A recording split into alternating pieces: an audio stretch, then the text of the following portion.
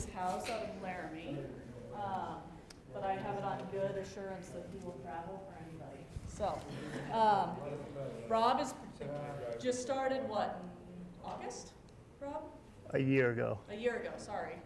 And he's hit the ground running. Today he's going to talk about cattle market outlooks with the projections. It's been a little long this year. So if you have any questions, Rob's your guy. And I'll let him take it away. Thanks, McKenna. I appreciate the opportunity to come talk here this morning. And hats off to the city of Evanston. What a beautiful facility. I'm glad I brought a sport coat along for the occasion. I'm going to start out with a quick story about McKenna and myself. She has no idea I'm about to share this with you, so she's probably hiding. So McKenna and I went to school together at UW. We both went to University of Nebraska-Lincoln, and we both shared a hatred for Lincoln, Nebraska, but we found out that on Tuesday nights, we could go watch terrible movies for $5 downtown. And so I said, McKenna, I'll drive. So we're in this parking garage, and I drive with a hand control that needs to be turned on and off when I drive. And we go down the parking garage. We get out into 2 lanes of traffic, and I forgot to turn on my gas pedal. And oncoming traffic was on McKenna's side. So all of that to say, I'm a little bit surprised she invites me to do anything, let alone come present at her meeting. So thank you, McKenna, and thanks to the City of Evanston, beautiful facilities. I recognize some faces from previous meetings. The good news for you is I've got some updated numbers to show you. The bad news is my jokes still aren't that good. And we'll give Keto a second here to get our technical things situated. I'll switch it for you from now. Okay. Yeah, okay. If we want to just start with the first one, I think is the overview. Okay, so several of my goals today is to help all of you understand kind of where we've been in the past, where we're at currently, and come up with some key drivers setting the stage moving forward. And in order to do that, I've put together this brief outline. Maybe we're going to talk about where markets have been in historically, where they're at now, and I will wrap up kind of toward the end with where we think things are going. We are going to talk about key market drivers, so we're going to touch on the labor market a little bit, consumer price index. Of course, the drought monitor has a big implication on markets. We're going to talk about that. We'll get to the forecasting and outlooks and where we think things are going to go in the next 2 years. The last section, we're going to wrap up with some market risk mitigation tools or some strategies we can use to help protect ourselves. And then we'll have some time for some Q&A. And maybe I'll just take a drink while we get things sorted. Or maybe the Q&A is a place to start. We're switching? Yes. Okay. All right, so we're going to run the cattle and sheep thing simultaneously so nobody falls asleep. I also do tend to pace quite a bit, so if you need me to stay still, just say so. So what we're looking at here is this red line being the wool market, the gold line being a 60 to 90 pound feeder lamb, and the brown line being a slaughter lamb. And those market prices for the lambs would be in the 3 market area. So we're talking about Colorado, South Dakota, and Texas. So wool market, the red line, we've hovered this on the right axis here, right around $2 and haven't deviated a whole lot from that historically. If we move to the brown line in 2019, slaughter lambs really peaked in 2021, downtrend to 2023, and here in 2024 we saw a bit of an uptick. These lines that are dotted out, I didn't run out of ink. That is for 2025 and where things are at currently. Keep in mind we've got about 11 months to go to be comparable, okay? So if we zoom in now to the past 13 months on the feeder and slaughter lamb side of things, the brown line being the 3-market slaughter animal. And so back in April, things peaked, declined through the summer, picked up again a little bit in the fall, and here's where that price lands currently, $223 in the 3-market for a slaughter lamb. The gold line being the feeder animal, again, pretty high in March, April of last year. Not a good test of the market here in the middle of summer. Pretty standard. We kind of hit a bottom in August. Things came up through the fall, which is atypical to seasonality. Typically, they come down. But here we are in February. 345 is the most recent data on a 60 to 90 pound feeder lamb in the 3-market region. Just another thing to point out, remember last year was an election year, so some uncertainty in the market, and the markets do not like uncertainty, and I think that is somewhat of a reason why we see some of this downtrend. Moving on to the cattle side of things over the past decade or so, remember our last cattle cycle back in 14 and 15. We were setting records at the time, but as you see here on the right, we are surpassing that by quite a long shot now. The other thing to point out, notice, okay, so this brown line being the 5 to 6 weight steer, the gold line being kind of a yearling type animal, 8 to 9 weight, and then the red line being the 5 area fat steer price. One thing to point out, these lines, typically the lighter feeder animal goes up faster and goes up higher than other classes moving forward. Again, I didn't run out of ink here. We've only got about 1 month of data for 2025, but certainly ahead of where things were back at our last cattle cycle. Not to rain on anyone's parade, but I just want to review what happened between January 2015 to December of 2016. So this is a 5 to 6 weight steer average price in Wyoming. If we go back to January 2015, we were approaching $300 a hundredweight. But over the course of about 18 months, that price dropped to $152 a hundredweight. Pretty significant amount of money over a short period of time. Not to rain on anyone's parade, but just wanted to revisit back what happened with our last cattle cycle. So if we just zoom in now on the last 13 months, that gold line being our 5 to 6 weight steer in Wyoming. Again, pretty similar to the sheep market, downtrend throughout the summer, and then came up again here in the fall. Some of the headwinds that the cattle industry faced throughout last year, remember we had avian influenza come on the scene. Of course, again, it was an election year. Carbon County had some health-related challenges.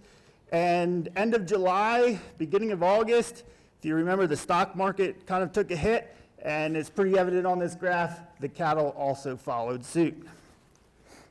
So right now, 5 to 6 weight steer in Wyoming, about 371 a hundredweight, yearling type animal 264, and the 5 area feeding region, fat steer bringing 205. $2 for a fat steer has historically been a challenge to break, and this is 205, but there was weeks in 2025 where that was up to 212. Moving to the bred cow market, the brown line being a heifer, a bred heifer, gold line being a bred heifer, brown, a young cow, so 2 to 4 years old, the gray line being a 5 to 8 year cow that's bred, and the red line being a cow that's 8 or greater. All bred animals. And so again, pretty similar to the feeder markets, we see we are beating prices currently as compared to the last cattle cycle in 14 and 15. So right now, bred heifers, again, there's a lot of variables that go into the value of bred females especially. You know, the closer we get them to calving, typically they're worth more. Frame size, age, all of that goes into play. So I'm averaging all of that together. Keep that in mind. While I'm on that note, I'm showing you a lot of the averages today. Keep in mind, averages mask a lot of variation. So take that for what it's worth. But nonetheless, gives us an indication where markets are at. So a heifer right now, Wyoming, bring about 2,500 bucks.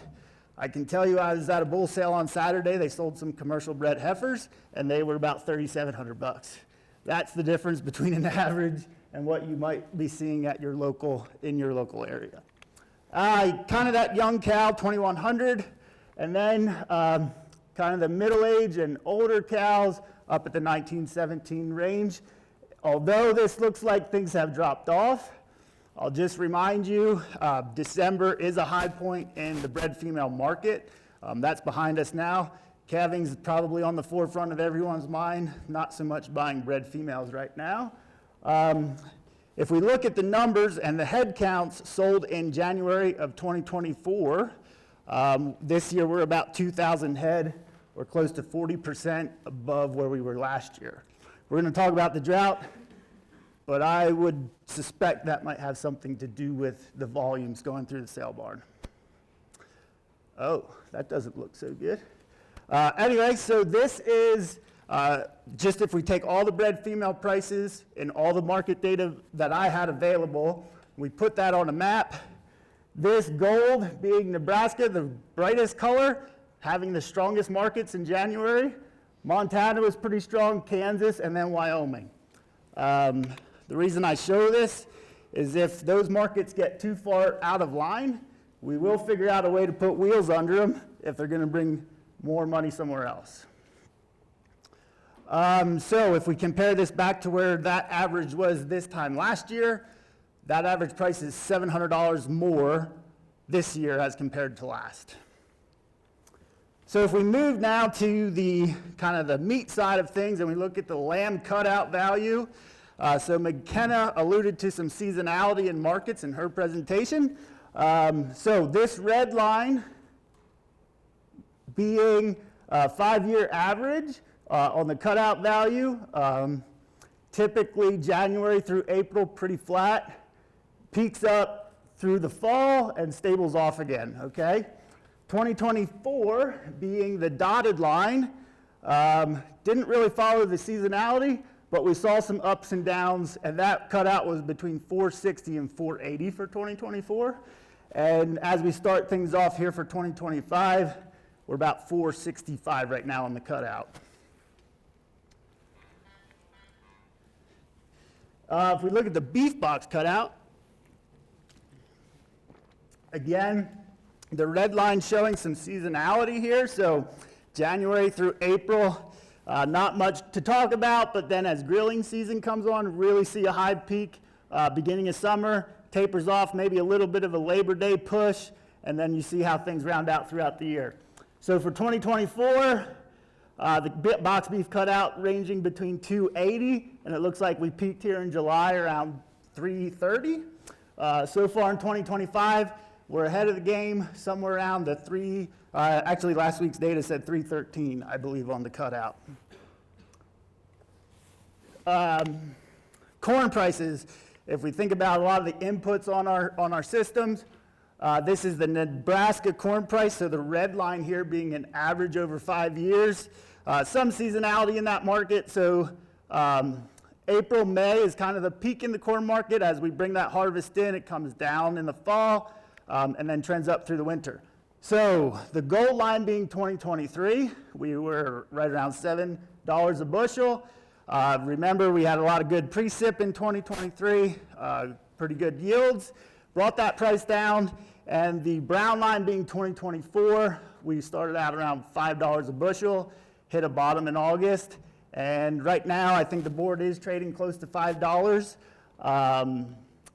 Although last week, according to the Wyoming Weekly Summary, the USDA puts out, corn in Wyoming was ranging between 443 and 476. I watch the the grain market outlook every morning. It's part of my duties.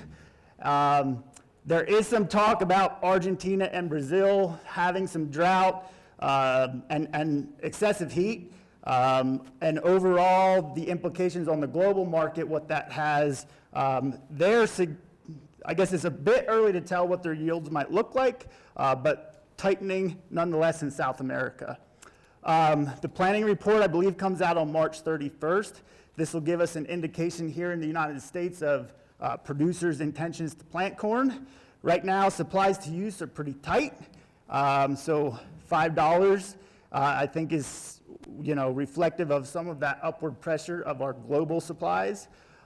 So hopefully we have a good planting and good yields. USDA WASDE, I took a peek at that this morning. They are expecting about this time next year corn around $4.33 a bushel. Alfalfa hay, again the red line showing a 5-year average. Goes without say, once we get our hay put up in the end of summer, kind of brings that price down seasonally. 2023 being the gold line again, starting the year just under $250 a ton. Again, a lot of precip, good yields in 2023, really pushed that price down. The brown line being 2024 prices, bottoming out again here in August. And the most recent numbers for Wyoming was $140 a ton for good alfalfa in Wyoming. So that's kind of where markets have been, where they're at currently. And so we're going to switch gears a little bit and talk about some drivers that are impacting some of these prices going forward. So we're going to talk about economic factors like the consumer price index. We're going to talk about inflation, interest rates, all that good stuff. Weather and forage conditions. I am grateful to see the snow. Actually, yesterday I woke up in Laramie with 4 inches on the ground, and it followed me to Evanston. So maybe I should go to the northwest side of the state, or northeast, sorry, and spread the love. We'll see. We're going to talk about trade, and we will talk about numbers as far as head counts and production and things like that. So, starting with the Consumer Price Index, just so everyone's familiar with what that is, Saturday I went to the grocery store, I went to the gas station, I was using electricity in my house. All of those things go into what we call the Consumer Price Index. So it's a measure of goods and services that we're paying over time. So this red line would be kind of a 5-year average on the Consumer Price Index. 2024 in the dotted line, above what the historical levels were. And that blue line in the top left corner is where we're at in 2025. So I like to share this because, this is what our consumers of our products are faced against, right? And all of us being entrepreneurs in the business, the price for us to do business is also gone up. So keep that in mind. Current inflation, as of Bloomberg's article this morning, was somewhere around 4.5%. The thing with inflation is, when it goes up, it's difficult to come back down. We'll talk about interest rates here in a minute. So, bit of a headwind in terms of the cost that it takes us to do business and also what consumers are spending for our goods. Unemployment rate. So I like to look at this because think about when unemployment rate is high, so there's a lot of people looking for jobs. Typically, under that scenario, maybe we don't need to pay as much for it when there's a lot of it around, just supply and demand fundamentals. When unemployment is low, people have jobs, typically is an indication that our economy is expanding. And as agriculture producers, we know how difficult it is to find labor to begin with. If we look right now, we're somewhere around the 4% unemployment rate, which is comparable to 2018. Specifically in agriculture, I would say that pool is very tight for us. And of course, the wages we need to pay is also of concern.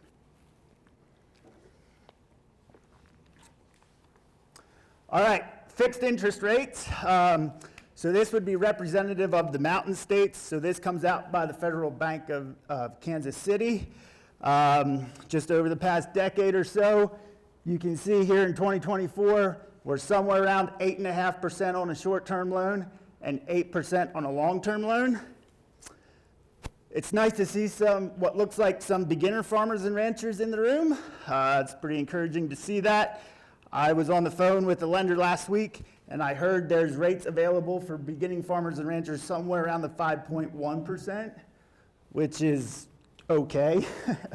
I don't like to give the banks any more money than I need to, but nonetheless, 8.5 on a short term, around 8 on a long term. I also think this is going to contribute to a prolonged increase in our herd size, right? So we're going to talk about herd numbers here in a second, but borrowing capital in order to increase our herd size, interest rates where they are, would put a damper on that.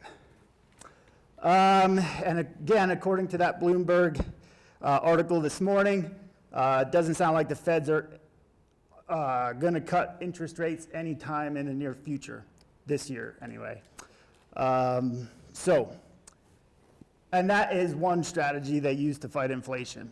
So we're trying to bring that back down, potentially. Okay, switch gears, talk about the drought monitor. So as far as, I mean, we're all well aware, when things are dry, liquidate inventory, gets us into the position where we're at right now in terms of herd numbers. But if we look at the drought monitor from last year on the left and where we're currently at today, it's pretty colorful this year. Not necessarily a good thing, especially on the east side of Wyoming, very dry conditions. You guys over here, I would say pretty comparable maybe to what we've seen historically.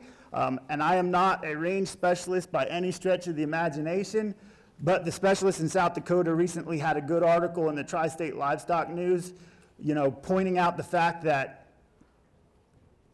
there wasn't a whole lot of forage out there going into the fall. Without that forage on the ground, are we capturing the snow? Just a few good things to be thinking about moving forward, right? We talked about the hay price. It may not be a bad idea to have a little bit of extra of that around. We're going to get to some more of those numbers here in a minute. And by no means am I a range specialist, but I knew last fall driving around things looked pretty crispy. I did just read on a USDA report this morning, our snowpack is 103% of the median, which should help. But, are we going to delay turnout in the spring? I'd be curious to hear some of your thoughts on that. But the drought cycle definitely plays an impact on herd size and all of that good stuff, which you're all well aware of. So we're going to switch gears, talk about imports and exports for a minute. And I'll just set the stage stating that, raise your hand if you like liver or tongue. Okay.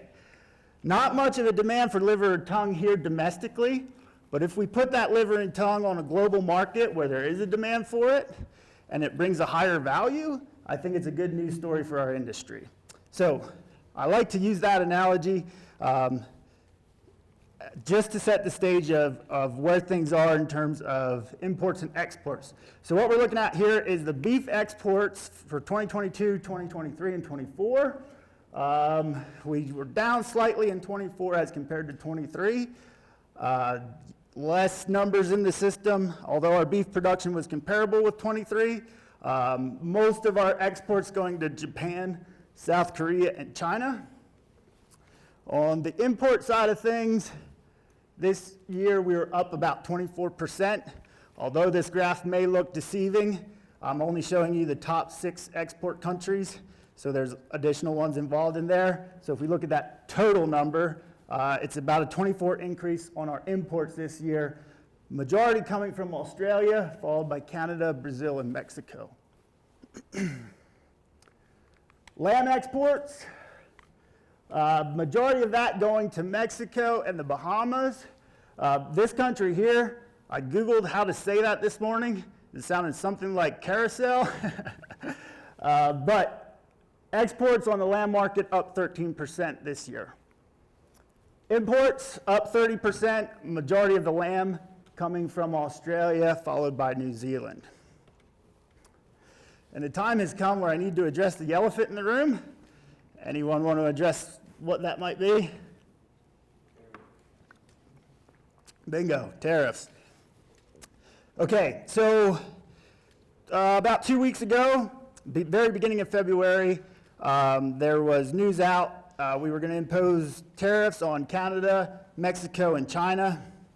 25%, I believe, was what Canada and Mexico, 10% for China. And I spent my weekend wondering how this might affect agriculture markets. And I'm not here to make a political stance by any stretch of the imagination, nor am I qualified. I have a lot of weaknesses. One of them is following politics, okay? But I found a paper by Daryl Peel and Glenn Tonsor, and they looked at the impact if imports and exports decreased by 10% over a period of 10 years. That would trickle down to the feeder sector of our industry to equate to about $14 billion if imports and exports decreased by 10%. On the fat cattle side of things, about $7 billion over 10 years. So I offer that as just some context of what the implications of trade have for our business, okay? And if you're interested to read more of that report, I'm sorry, you can follow that QR code. It's a long document of the research Peel and Daryl or Tonsor put together if you need some good before bedtime reading this evening. Okay, New World screwworm. So in November, we were up in Pinedale, I believe, when this news came out. Dagan had a meeting up there. New World screwworm was found in very southern portion of Mexico, and we stopped all imports from Mexico in November. Last week, we imported about 1,500 head, to my understanding. So if we look at how many live cattle we import from Mexico over that November to beginning of February time period, it's about 350,000 head if we follow historical trends. Now, I was like, okay, is there 350,000 head just waiting to open the gate like the wild horse race at Frontier Days? No, not necessarily. I've been told at those quarantine centers, right, those cattle are there for a period of time, they're inspected. The trickle of cattle into the United States is very slow. So I don't think it's necessarily going to flood our markets at the time. Oh, the other thing I needed to mention, I shared a funny story about McKenna earlier. I also have one about her husband, but I'm going to share that one next year maybe if I'm invited back. So screwworm, borders back open, cattle are coming across. I heard yesterday there was another case of it. They are not going to close it. They feel that they have the appropriate quarantine in place that they can continue imports. Okay, so January 31st, the sheep and cattle inventories were released, and as I alluded to, some of the, cattle cycle, this is where those numbers would come from. So nationally, down 1% total inventories. Beef cow replacements down another 1%. And I like to show the national because, as I mentioned earlier, when those markets get too far out of line, we'll get wheels under those cattle and get them to markets that maybe the demand is higher. But nonetheless, I like to also give everyone a perspective of what's happening in Wyoming. So all cattle and calves, cows and heifers, and calf crop down about 3%. So tighter supplies here in Wyoming. Beef cow replacements were even. I'll be around for the rest of the day. I'd like to pick your brains on what kind of your heifer retention numbers look like, if they're comparable or not. So I was a little bit surprised to see that the beef cow replacements in Wyoming were on par this year with last. If we switch, okay, so if we talk about the potential of a rebuild in the future, one thing that we look at relatively closely is the amount of heifers on feeds in the feed yard. So that blue line is kind of our historical mix of the percentage of steers and heifers in the yard. Back in 14 and 15, when we decided to rebuild, we did it in a big way. Heifers, not many in the yard. Went back into the ranch, right? We built that herd back up. The latest one, I believe here in January, alluded to somewhere around 39% of the animals in the yard still being heifers. That red line would be indicative of about 37%. Once that blue line gets underneath the red one, that would be a signal that producers are planning to retain heifers, not putting them in the yard, keeping it for replacement females.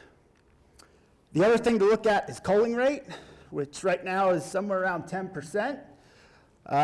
Once that number gets to 9, would be an indication of stabilization. Once it gets below 9, that would be, 9 or below would be rebuilding phase. So we talk about supply and demand a lot. Supplies are tight. When are we going to increase it? These are some of the signals that is going to let us know when that potentially may occur. Let's switch to the sheep side of things. National inventory up about 0.5%. Breeding ewes up 0.35%. Not huge changes there. Wyoming inventory, all sheep and lambs down 6% and breeding ewes down 3.5%. A reoccurring theme with lower numbers in Wyoming, I think largely driven by the drought. So we're going to switch gears to forecast and outlook, what you all have been probably waiting for.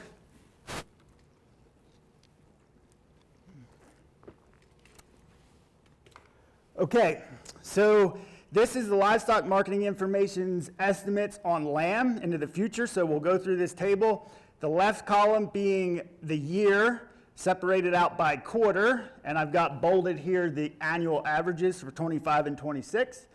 Starting with our next column to the right, lamb production. So you take the number times the carcass weight, you get lamb production.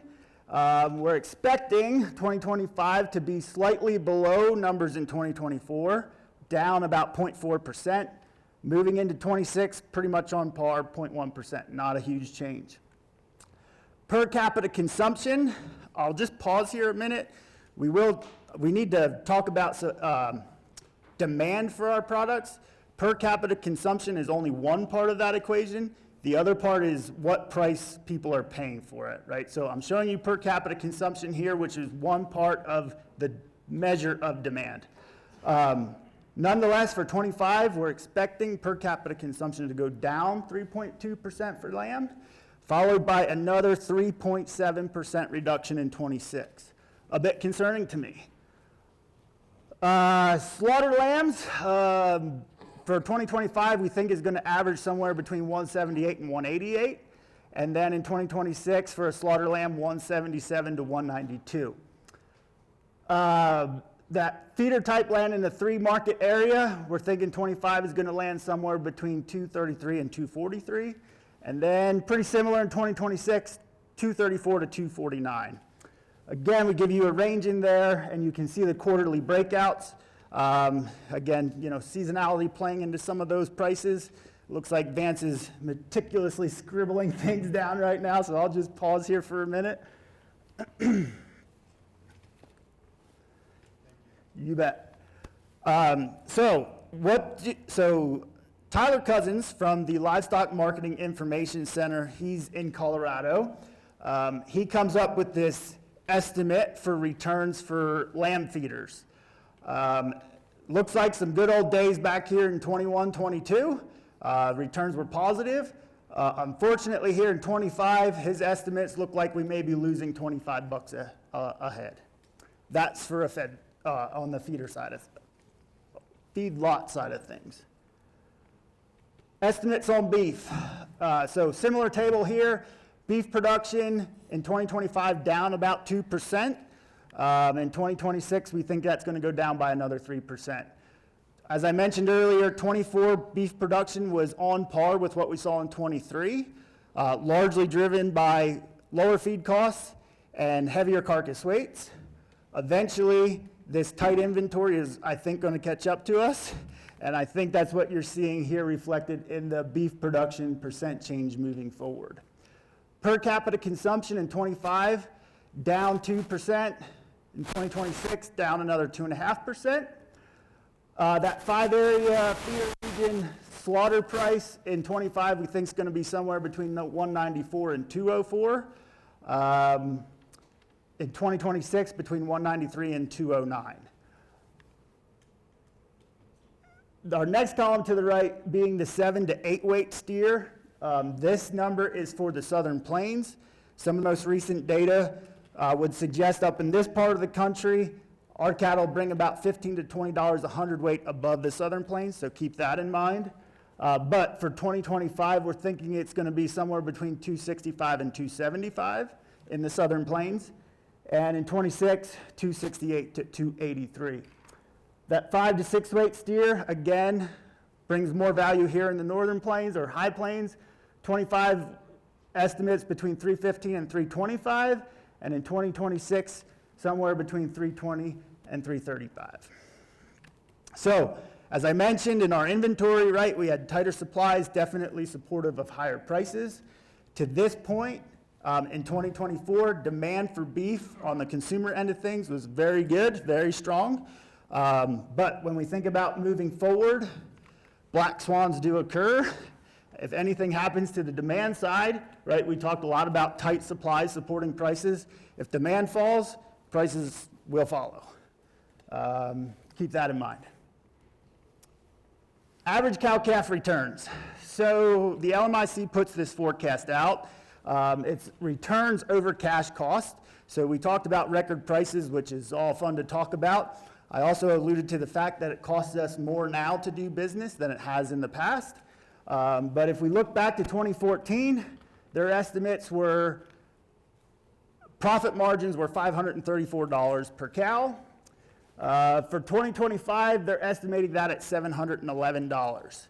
When I gave this talk at Stock Growers in December, I said be careful because there's a long period of inflation, which is true. But I looked this morning, and if you adjust that 2014 number, that 534, up to today's value, it's pretty much on par with that 711. So margins, according to those numbers, look like they were similar now as to what they were back in 2014. Okay, on our feed input side of things, this map is showing the percent change in tonnage for alfalfa across the country. You got to keep in mind here, we're looking at the change from 2023 crop to 2024. 2023 was an exceptional precip year, so pretty good tonnage. 2024, not so much precip, and that number came down by close to 30%. So when we go back to our supply and demand, think about the implications that lower hay crop is going to have on our prices, probably supportive. The other side of that coin is, I don't think winter showed up until about January this year, so hopefully we didn't start feeding until later in the winter. And my next slide, before we get to that, LMIC's forecast on alfalfa this year is going to be somewhere around the 145 a ton mark. Talking about the supplies and the use, so out here in 2025, production, maybe a bit of an increase. May stocks, that red portion of that line being above 2024, so that's a good news story. Although our hay production here in Wyoming was down, maybe nationally not such a problem. Corn supply and use, so the blue being our supply, so down slightly here, estimated for 2025, and our price over time, it looks like somewhere in 25, just under $5 a bushel. As I mentioned earlier, the WASDE is a little bit more, I guess I'd say forgiving. Their estimates are somewhere around 433 this time next year. Okay, we're going to switch gears. And we're going to talk about 3 risk mitigation strategies. Is anyone hedging using options or LRP? Show of hands, if you're comfortable. Okay. I'll start this section by saying risk tolerance and risk-bearing ability is very subjective. So what I mean by that is Josh likes to take big risks. He likes to go to Las Vegas and do all that stuff. I am very risk averse, and that's not my style. So I say that because, maybe your methods are different than your neighbors, and there's all reasons for that. The other thing is, if I'm a young or beginning farmer and rancher, and I'm working on a lot of borrowed capital, I cannot fluctuate those market swings maybe as someone who has large cash reserves built up. So I showed you back in 2016, or 2015, 2016, that 5 to 6 weight steer in Wyoming dropped about $153 a hundredweight. Those are the swings or those price wrecks that hopefully we can all avoid. And the remaining of my time, 15 minutes probably doesn't do this topic justice, but I just want to introduce these concepts to you. On the rest of these slides, there will be a QR code on the bottom right if you want to read more information. I put together some extension publications that you can read up on it some more.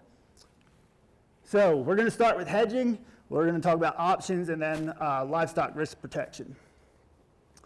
So this says future cattle contract specs.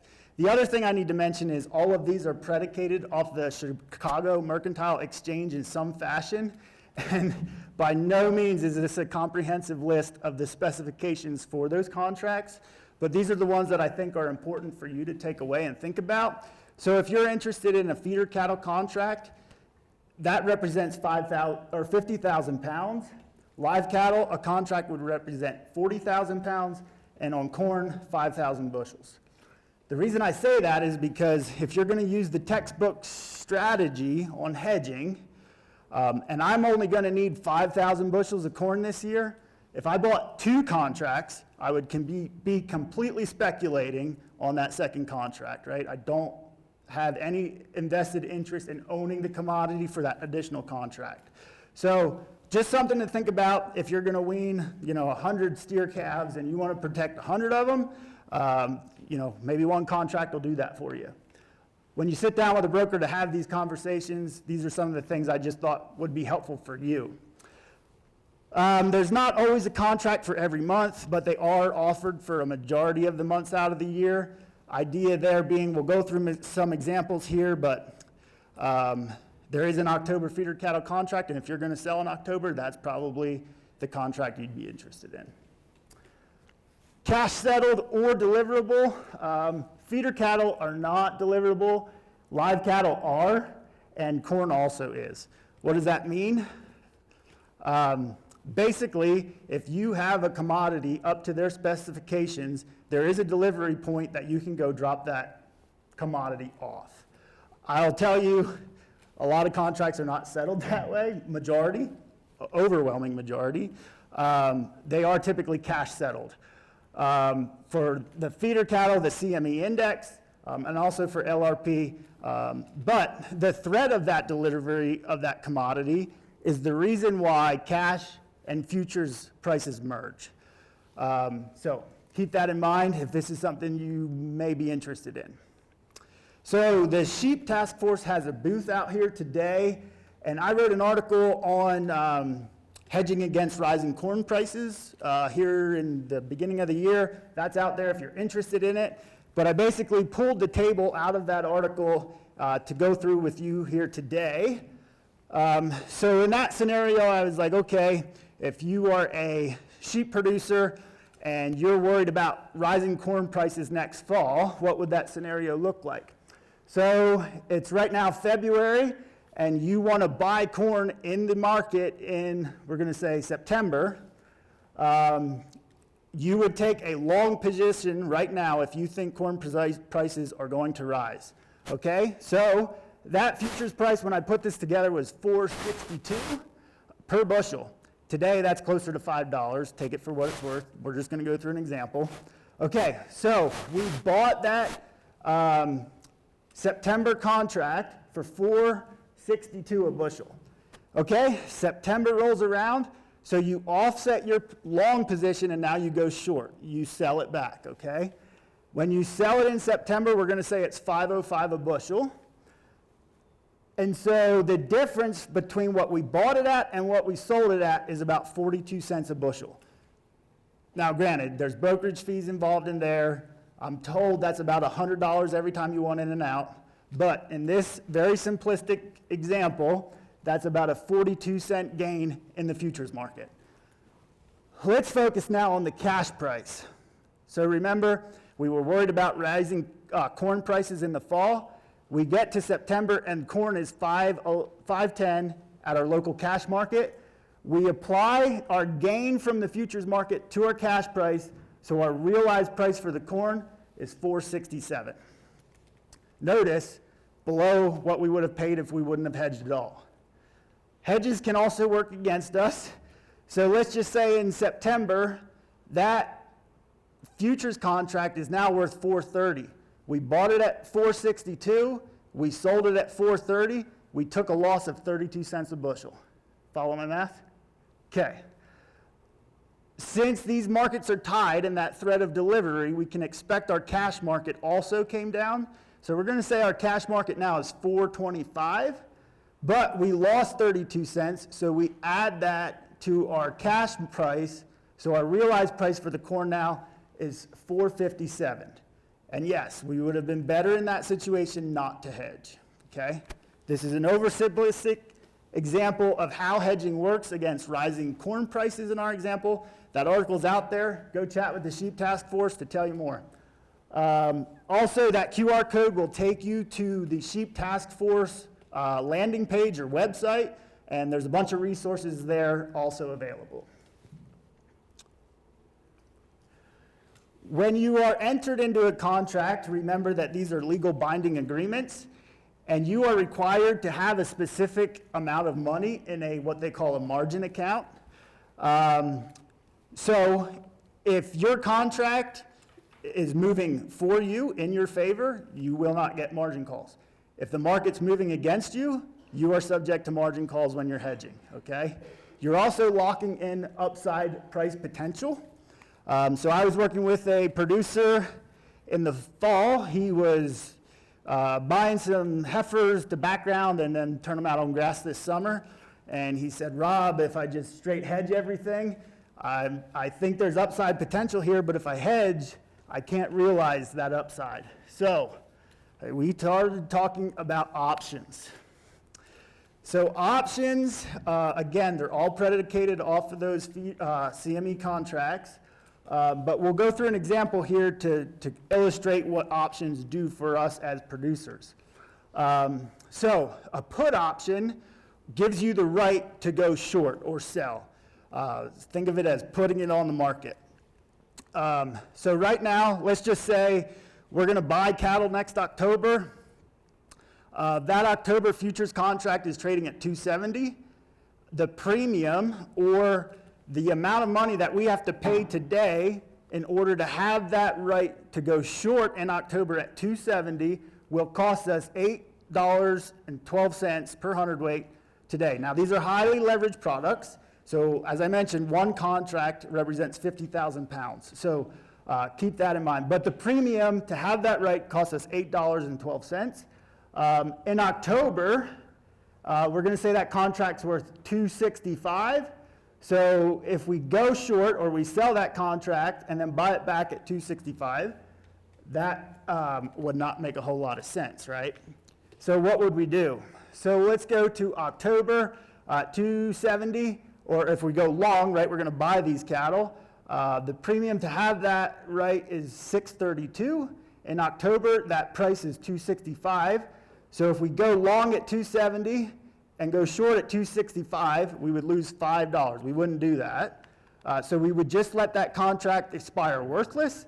And keep in mind, we would have had to pay $6.32 in order to be able to exercise those rights within the futures market. So that's options in a nutshell. Glenn Tonsor, or no, K-State, I'm not sure exactly who the author was, but there's an article right there that will give you kind of some scenarios using options if you're interested. Livestock risk protection. So this one has gained a lot of popularity. It is very similar to using options.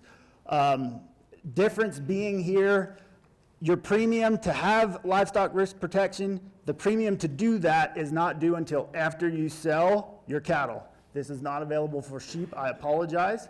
And they're also subsidized. So subsidies range, I think, top shelf would be 35% subsidy by the government. If you're a beginner farmer and rancher, you can add another 10% to that, so up to 45% subsidized for the premium.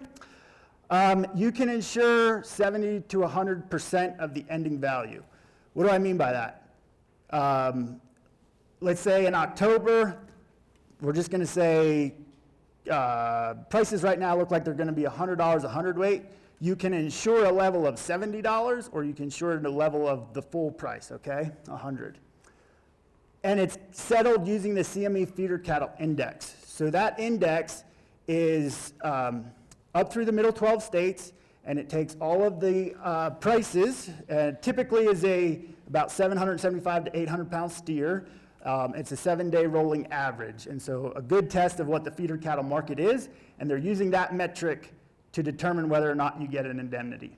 So let's say there's all different classes. You can do steers weight 1, steers weight 2, which would be kind of a yearling type animal. There's heifer options, there's unborn options.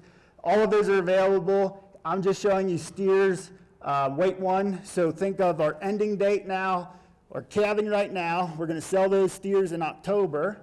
And right now, if we want to insure up to 100% of that expected price in October, we would have to pay $10.66 to lock in a floor price of $294.02. That's the expected ending value as of yesterday. I looked it up this morning. Okay, so what happens in October? Our expected ending value is $294. So if that feeder cattle index is below 294, you could expect to get some kickback either toward your premium or toward your premium plus some. I've put together some examples of what this would look like over a long period of time, and in 2016, there was pretty substantial checks paid back, okay? Doesn't happen every year, but in order to lock in that price of $294, you'd have to pay $10.66 today. Again, that's a floor price. There's upside potential to be realized there as well. So just to wrap things up, on the sheep side of things, nationally, things increased slightly in terms of hoof counts. Prices softened from 2024, but they appear to be, our projections are suggesting flat for 25 and 26. The cattle outlook, at this point, there seems to be little to no indication of a rebuild. If you look regionally, yes, there are probably some pockets, but I think collectively the big cow states, not much signal of a rebuild yet. Tighter supplies obviously should support those prices. Keep in mind consumer demand and black swan events. We all remember the cow that ruined Christmas, right? Those things do happen. And for 2024, record prices at the retail level, and demand was also strong. So pretty encouraging on the beef side of things. I will say with higher prices, I think we can expect higher volatility. And just because we have high prices does not mean we have higher margins. The cost to do our business is higher now than it has been in the past. So I encourage you all to at least consider some of these market risk mitigation tools, right? We can listen to my talk here today or Cattle Facts or whoever, and it's like, oh, inventories are so tight, you know, we've got this generational interval, things cannot turn around for 2 years. But I caution you all because things happen, right? So take that for what it's worth. That's my contact information, and this QR code will take you to a 4-question survey. I would greatly appreciate it if you would fill that out. All I want to know is if you learned something today and how I could do my job better. So feel free to get down my contact information there. I'll be headed back to Laramie tomorrow. Love chatting on the phone when I'm talking, or driving, sorry. So feel free to reach out anytime. I will do my best to answer any questions that you may have. I think McKenna had me down for like an hour and 15 minutes, and I can be pretty to the point, so I apologize if I'm too quick.